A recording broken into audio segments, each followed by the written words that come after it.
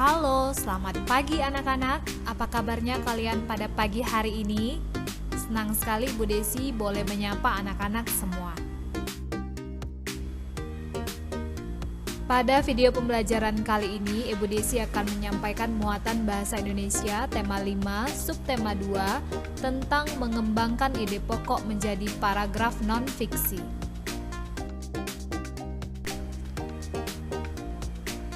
Setiap teks memiliki gagasan dasar dalam pembuatannya. Gagasan dasar yang terkandung dalam teks disebut juga ide pokok. Ide pokok biasanya terdapat pada setiap paragraf dalam teks yang disajikan. Ide pokok berisi gagasan dasar mengenai suatu hal atau kejadian yang ingin disampaikan pembuat teks. Ide pokok tersebut dijadikan dasar dalam pembuatan teks, termasuk pada teks non-fiksi. Untuk membuat sebuah teks, penulis biasanya menentukan dahulu topik dan ide pokok. Setelah ditentukan, ide pokok tersebut dikembangkan menjadi kalimat utama. Kalimat utama harus berisi informasi utama atau ide pokok yang menjelaskan dasar permasalahan di dalam teks. Setelah kalimat utama terbentuk, barulah kalimat-kalimat tersebut dapat dikembangkan lagi menjadi paragraf atau teks non-fiksi. Untuk mengembangkan ide pokok dari teks yang disajikan, kita bisa melakukan hal-hal berikut. Pertama, membaca teks non-fiksi dengan seksama. Kedua, menentukan ide pokok dari teks non-fiksi. Ketiga, membuat kalimat baru yang berisi ide pokok tersebut menggunakan bahasa sendiri. Dan yang keempat, menggunakan diksi dan ejaan yang tepat saat mengembangkan ide pokok menjadi kalimat-kalimat utama. Ide pokok dapat dikembangkan menjadi paragraf non-fiksi. Untuk menulis paragraf non-fiksi dari ide pokok teks, ada beberapa hal yang perlu kita lakukan, yaitu 1. Menentukan topik yang akan dikembangkan menjadi sebuah teks. Misalnya, kamu ingin membuat teks non-fiksi dengan topik harimau sang pemangsa utama dalam ekosistem hutan. Kedua, membuat daftar kosakata sebanyak-banyaknya yang berkaitan dengan topik yang diangkat. Setelah menentukan topik, langkah pertama yang dapat dilakukan adalah mengumpulkan dan menulis berbagai kosakata yang berkaitan dengan topik tersebut. Misalnya harimau, ekosistem, hewan, pemangsa, karnivor, hutan, habitat, pemakan hewan lain, dan rantai makanan. Ketiga, menuliskan ide-ide pokok berdasarkan kosakata yang telah kamu tentukan. Misalnya, harimau adalah predator dalam ekosistem hutan. Keempat, membuat kalimat utama dengan mengembangkan ide pokok. Dari ide pokok harimau adalah predator dalam ekosistem hutan, kamu dapat membuat kalimat utama seperti sebagai anggota ekosistem hutan, harimau merupakan predator utama dalam rantai makanan.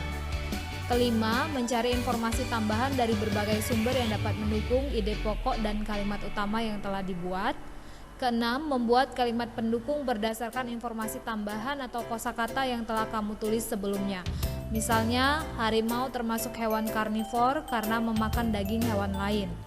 Dalam rantai makanan, di ekosistem hutan, harimau berperan sebagai konsumen tingkat akhir. Tidak ada hewan lain yang memangsa harimau. 7. Menyusun kalimat utama dan kalimat penjelas sesuai urutan sehingga menjadi sebuah paragraf non-fiksi yang padu. Berdasarkan kalimat utama dan kalimat penjelas yang telah kamu buat sebelumnya, kamu dapat membuat paragraf mengenai harimau sang predator utama dalam ekosistem hutan. Contohnya sebagai berikut. Sebagai anggota ekosistem hutan, harimau merupakan predator utama dalam rantai makanan. Harimau termasuk ke dalam hewan jenis karnivor karena memakan daging hewan lain.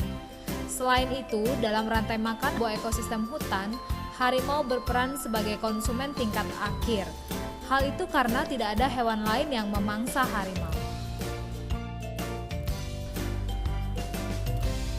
Seperti yang telah dijelaskan sebelumnya, teks non-fiksi merupakan teks yang berisi informasi yang didasarkan pada kenyataan. Untuk mengetahui informasi apa saja yang disampaikan dalam teks non-fiksi, kamu perlu menggali isi teks non-fiksi. Menggali isi teks non-fiksi dapat dilakukan dengan menentukan ide pokok yang terkandung pada setiap paragraf dalam teks non-fiksi. Untuk dapat memahami informasi penting dan ide pokok yang disampaikan dalam teks non-fiksi, bacalah teks dengan seksama.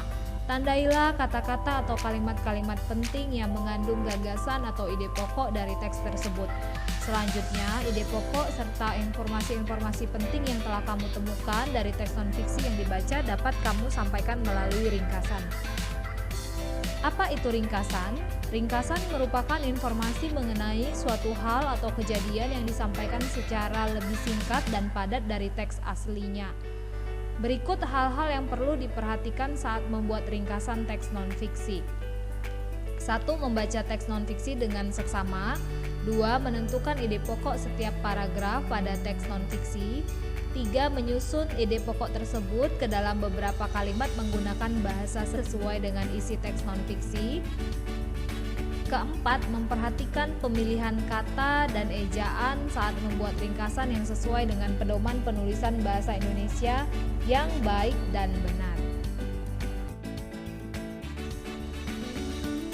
Baik anak-anak, sampai di sini penjelasan Ibu tentang mengembangkan ide pokok menjadi paragraf non-fiksi. Semoga apa yang Ibu sampaikan bermanfaat bagi anak-anak semua. Sampai jumpa pada video pembelajaran selanjutnya. Tuhan memberkati.